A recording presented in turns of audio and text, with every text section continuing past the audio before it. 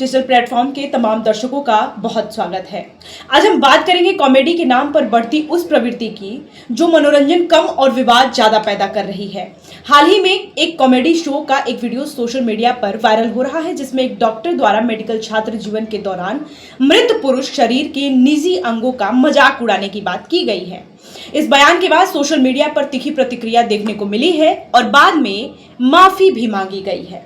लेकिन सवाल केवल माफी का नहीं है, सवाल यह है कि क्या किसी मृत व्यक्ति के शरीर को मजाक का विषय बनाया जाना चाहिए था? क्या चिकित्सा जैसे संवेदनशील पेशे से जुड़े लोगों द्वारा ऐसी बातें सार्वजनिक मंचों पर कहना उचित है? इसी शो में एक और टिप्पणी चर्चा में रही, जिसमें एक लड़की को बिरयानी खिलाने के बदले गलत तरीके से वसूली जैसे बात को हास्य के रूप में प्रस्तुत किया गया।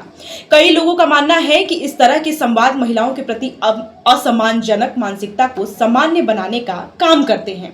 दोस्तों, यह पहली बार नहीं है। इससे पहले भी कई कॉमेडियन अपने बयानों और कंटेंट को लेकर के विवादों में रहे हैं। अगर किसी पुरुष ने महिला के पार्ट को लेकर के ऐसी भद्दी टिप्पणी की होती तो आप समझिए कि आज भारत देश में क्या हुआ होता।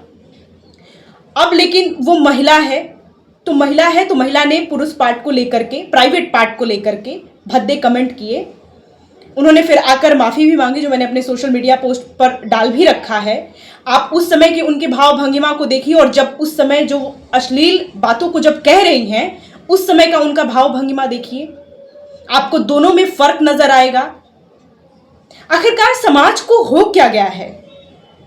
कॉमेडियन का तो आई थिंक सार्थक अर्थ अगर हम बात करें तो लोगों को हंसाना होता है, ना कि अश्लील कमेंट पास करना होता है, ना कि अश्लील कंटेंट लोगों के समक्ष प्रस्तुत करना होता है। आखिरकार किस ओर हमारा समाज जा रहा है? दोस्तों, यह पहली बार नहीं है। इससे पहले भी कई कॉमेडियन अपने बयानों और कंटेंट को लेकर के विवादों में रहे हैं। हर बार बहस यही होती है कि यह अभिव्यक्ति की स्वतंत्रता है, सामाजिक जिम्मेदारी की अनदेखी नहीं है। कॉमेडी का उद्देश्य हंसाना है, लेकिन जब हंसी किसी व्यक्ति की गरिमा, किसी वर्ग के सम्मान या सामाजिक संवेदनशीलता की कीमत पर हासिल की जाए, तब उस पर सवाल उठना स्वाभाविक है। दोस्तों, सेजल पवार ने, सेजल पवार जो पेशे से डॉक्टर हैं, उन्होंने सोशल मीडिया पर आकर के माफ़ी मांग लिया है उन्होंने साफ तौर पर कहा है कि मेरे शब्द जो हैं वो मैं वापस लेती हूँ, अब मेरे से गलती हो गई।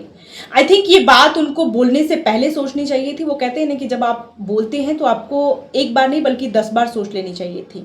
और लड़के का क्या हश्र हुआ है ये भी आप लोग जान चुके होंगे सोशल मीडिया के जहाँ तहाँ प्लेटफॉर्म से, कि लड़के की नौकरी चली गई है। आई थिंक जिस तरीके से और जिस लहजे में वो लड़का जिक्र कर रहा था, चीज़ों को बयां कर रहा था, उसको एक बार नहीं बल्कि 100 बार सोचनी चाहिए थी कि वो किस बारे में बात कर रहा है। और ये सोशल मीडिया है, एक तरफ सोशल मीडिया के सकारात्मक पक्ष भी हैं तो दूसरी तरफ नकारात्मक पक्ष भी हैं।